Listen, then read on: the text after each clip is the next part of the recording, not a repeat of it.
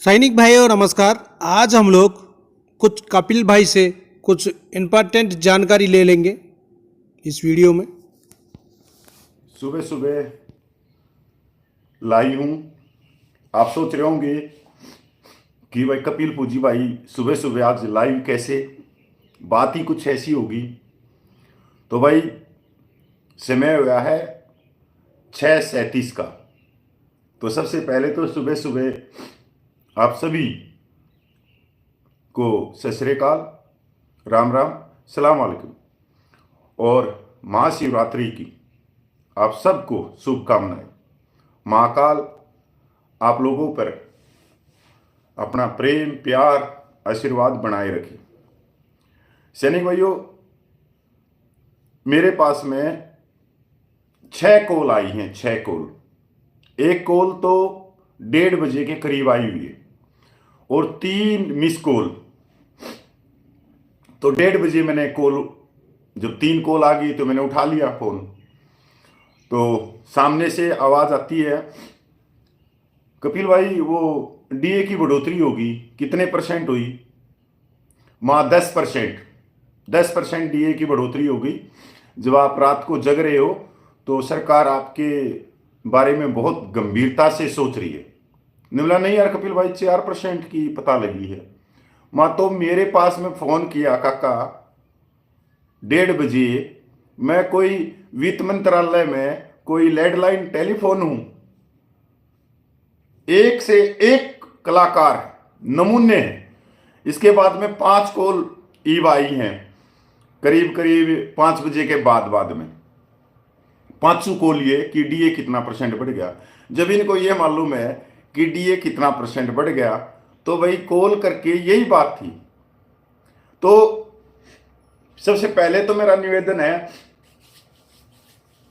केंद्र सरकार से हाथ जोड़ के कि जो देशभक्त आदमी हैं, जिन्होंने एड़ी पंजे की, जिन्होंने नौकरी करी है, उनका परसेंटेज कम कर दो।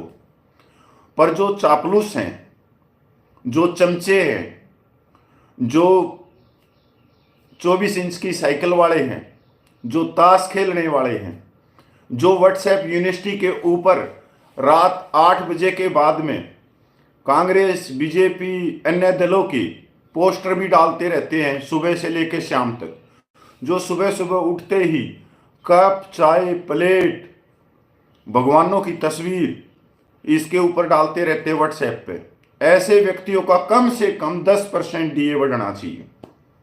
10%। और केंद्र सरकार से ये भी है क्योंकि इनके सर्टिफिकेट भी मांगे जाएं जिससे ये लिख के दे कि हमने एडी पंजे की नौकरी करी है या हमने वहां पर 24 इंच की साइकिल बारिक से लेके क्वार्टर तक चलाई है। तो ये जब लिख के देंगे तो इनका कम से कम 10% की बढ़ोतरी इनकी होनी चाहिए, क्योंकि इन्होंने बहुत सेवा करी है, इन्होंने बहुत पैर दबाए हैं, बहुत चमचागिरी करी है, बहुत सारे सैनिकों की इन्होंने नौकरियां खराब करवाई। ऐसे ऐसे व्यक्तियों ने उनका प्रमोशन खाया, उनकी छुट्टी खाई है, बहुत सारी चीजें। तो केंद्र सरकार से मेरी सुबह सुबह हाथ जोड़ के विनती है कि ऐसे व्यक्तियों को बढ़ोतरी ज्यादा देनी चाहिए। दूसरी बात सैनिक भाइयों, 4% की तुमने बता ही दिया, 4% की बढ़ोतरी हुई है। ये जो यूट्यूबर चैनल वाले हैं, जो कोट टाई वाले, आज नहीं ये कम से कम अक्टूबर से एक खबर चलाए हुए हैं, सितंबर 2023 से। आज इंडेक्स निकल गया कोट टाई पहन के। वो कोट टाई वाला देखा ना, वो सैनिक न्यूज वाला, उसकी आवाज का यही नहीं पता लगता कि एक बोल कौन रही है, समझे। आज इंडेक्स निकल गया, आज ये निकल गया, अब बढ़ोतरी होगी 6%, अब बढ़ोतरी हो जाएगी 7%। ये सब कुछ एक गेम प्लान है, ये गोदी मीडिया का एक गेम प्लान है कि आप लोगों को भ्रमित करते रहे और आप अपने हकों की जो जायज मांगे हैं उनके पीछे चले ही नहीं कि भाई चलो ठीक है, हमने क्या मतलब है, डीए बढ़ गया, अब 4% बढ़ गया, ये बढ़ गया। इसमें भी बहुत बड़ा भेदभाव है। दूसरी बात भाई सैनिक भाई, मेरे पास में बहुत सारे सैनिकों के फोन आते हैं कि कपिल भाई आपने जो यूट्यूब चैनल पे लिख रखा है उसको हटा दो। तो मैं आपको दिखाना चाहता हूं मैंने क्या लिखा है यूट्यूब चैनल पे। जब भी ये यूट्यूब चैनल नहीं है, ये जवानों की जायज मांगों के लिए एक सोशल मीडिया है। आप देखना चाहते हो भाई, देखना प्लीज, आराम से पढ़ भी सकते हो। आपको ये मेरे यूट्यूब चैनल के अबाउट में ये लिखा हुआ है। इसको बहुत सारे सैनिक भाई कहते हैं कि इसको हटा दो। तो मैं बताना चाहता हूं कि ये जो चैनल है, ये मेरा नहीं है, ये आप लोगों का है और आपकी जायज मांगों को केंद्र तक पहुंचाने का या सैनिक समाज को जागरूक करने का एक चैनल है। और इस चैनल के ऊपर प्योर 100% शुद्ध घी की तरह, देसी घी की तरह एडी पंजे वाले जवान जुड़े हुए, एडी पंजे वाले जिन्होंने एडी पंजे पे नौकरी करी। इसमें एक भी चमचा, चापलूस, जयचंद, मीर जाफर एक भी नहीं, एक भी। और सबसे बड़ा अगर मैं कहूं, आज के दिन सोशल मीडिया में कपिल फौजी का चैनल सबसे बड़ा है। चाहे कोई कितने भी सब्सक्राइब लेके बैठा हो, पर उनके साथ में सिविलियन भी हैं, केंद्रीय कर्मचारी भी हैं, बहुत सारी चीजें हैं। ये है। अब इसमें क्या लिखा है, देखो मैंने क्या लिखा है शुरू से ही। इससे आपको दो चीजें पता लगेंगी कि एक तो मैं यूट्यूब चैनल नहीं चला रहा, क्योंकि अभी भी मैं लाइव हूं। जवान भाइयों का कपिल फौजी सबका यूट्यूब चैनल पर स्वागत है।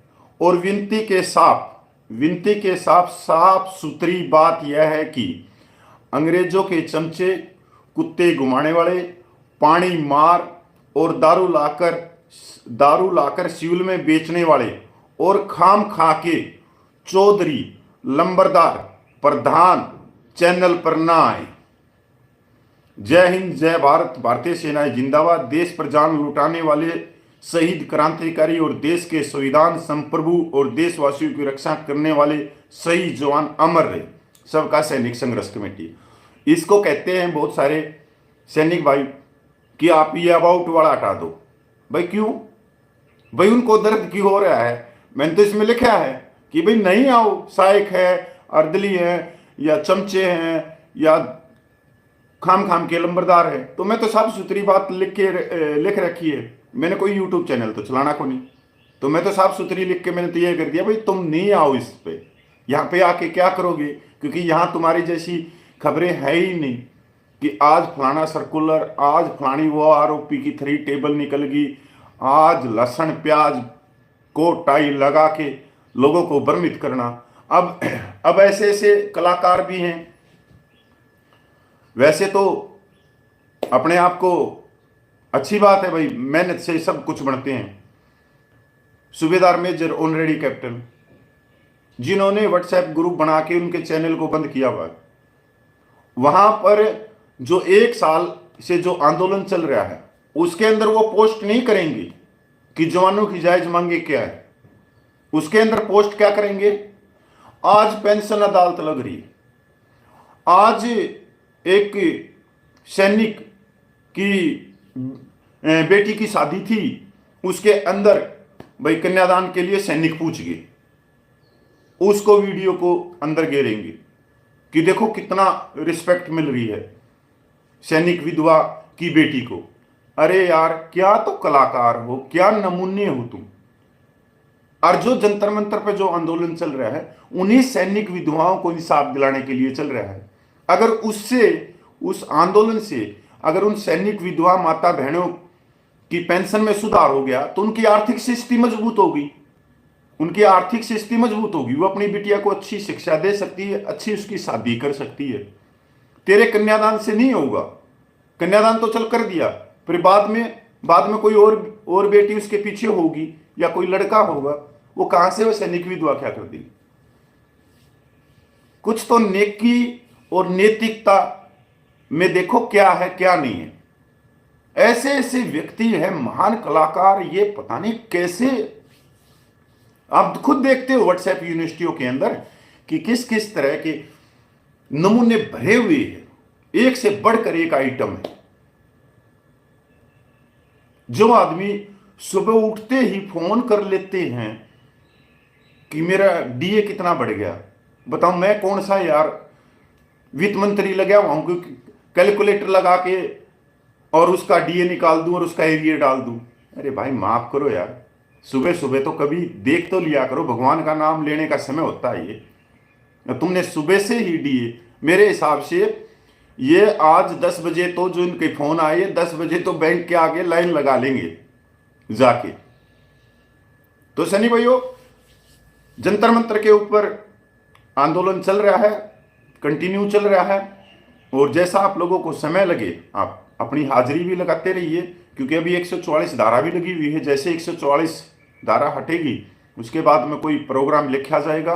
उससे पहले ही हम पूरे देश की जितनी भी जो पूर्व सैनिकों की संस्थाएं हैं उनसे भी अपील करते हैं कि अगर वो कोई प्रोग्राम लिखना चाहती हैं तो वो बेखौफ प्रोग्राम लिखें और अगली कॉल वो करें दिल्ली की किसी भी बड़ी कॉल को, जिसमें हमारा पूरा सहयोग रहेगा सबका सैनिक संघर्ष कमेटी का। ना हम अपना झंडा लेके आएंगे ना डंडा लेके आएंगे, आप लोगों के सहयोग में रहेंगे पूरा के पूरे। ये सबका सैनिक संघर्ष कमेटी के जनरल सेक्रेटरी नायक हरपाल ने ये घोषणा कर दी थी।